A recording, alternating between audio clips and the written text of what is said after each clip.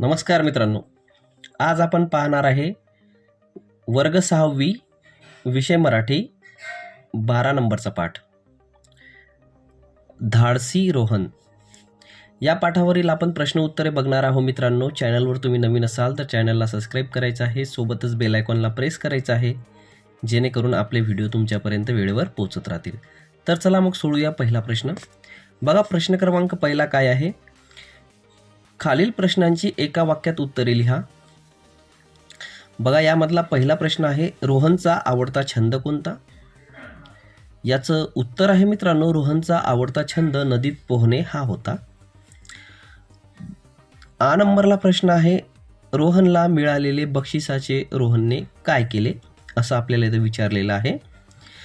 त्याचं उत्तर आपण लिहिलेलं आहे। बघा, रोहनने मिळालेली 500 रुपयांची बक्षिसाची रक्कम सार्वजनिक गणपती मंडळात दिली। अशा प्रकारे आपल्याला या प्रश्नाचं सुद्धा उत्तर इथे लिहायचं आहे मित्रांनो। त्यानंतरचा प्रश्न आहे प्रश्न क्रमांक 3 याच्यामधला, रोहनला मोठेपणी कोण व्हायचे आहे आणि कशासाठी? असं आपल्याला इथे विचारलेलं आहे।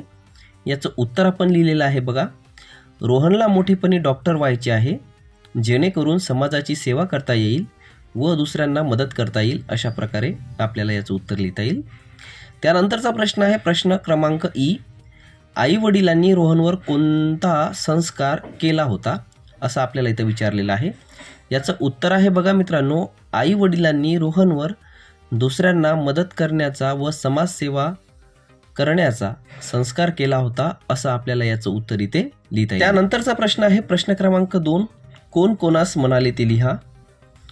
याच्यामधलं एक आहे बघा, माझी सायकल चिखलानं भरली, ती नदीवर ने आणि धुवून आण, असं कोण कोणास म्हणालेलं आहे? याचं उत्तर आहे रोहनची आई रोहनला म्हणाली। त्यानंतर आहे, मावशी माझे 2 हात धरू नका, आपण दोघेही पाण्यात बुडून जाऊ, असं कोण कोणास म्हटलं? तर उत्तर आहे बघा मित्रांनो, रोहनने नदीत बुडणाऱ्या महिलेला छायाबाईंना म्हटलेलं आहे। त्यानंतर आहे प्रश्न क्रमांक ई, अरे रोहन तू पाण्यात उडी मारली म्हणून गायकवाडांची छाया वाचली, असं कोण कोणास म्हणालं? बघा याचं उत्तर आहे, इतर महिलांनी कोणाला? रोहनला म्हटलेले आहे। असे आपल्याला याचं उत्तर लिहायचं आहे। त्यानंतरचा प्रश्न आहे प्रश्न क्रमांक, बघा, तुमच्या परिसरात अडचणीत सापडलेल्या व्यक्तीला तुम्ही कशी मदत केली आहे, असल्यास कशी? असं आपल्याला इथे लिहायचं आहे। याचं उत्तर आहे बघा, आपण आपल्या पद्धतीनं लिहिलेलं आहे, मी माझ्या पद्धतीनं लिहिलेलं आहे, तुम्ही तुमच्या पद्धतीने लिहू शकता किंवा हेच उत्तर इथे पाठ करू शकता। बघा काय आहे, एकदा माझ्या परिसरातील एका वृद्ध व्यक्तीला रस्ता ओलांडताना अडचण येत होती, मी त्यांचा हात धरून सुरक्षितपणे रस्ता ओलांडण्यास मदत केली। अशा प्रकारे मी या प्रश्नाचं उत्तर इथे लिहिलेलं आहे, तुम्ही अशा प्रकारे याचं उत्तर लिहू शकता।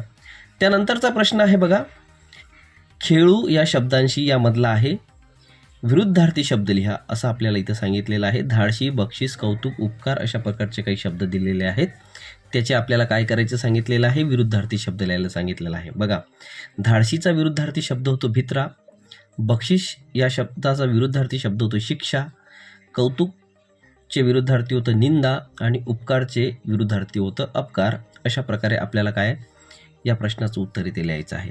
बघा मित्रांनो, हा व्हिडिओ तुम्हाला आवडला असेल तर चॅनलला सबस्क्राईब करायचं आहे, व्हिडिओला लाईक करायचं आहे आणि आपल्या काही समस्या असतील तर ते कमेंटमध्ये लिहायचे आहे। खूप खूप धन्यवाद।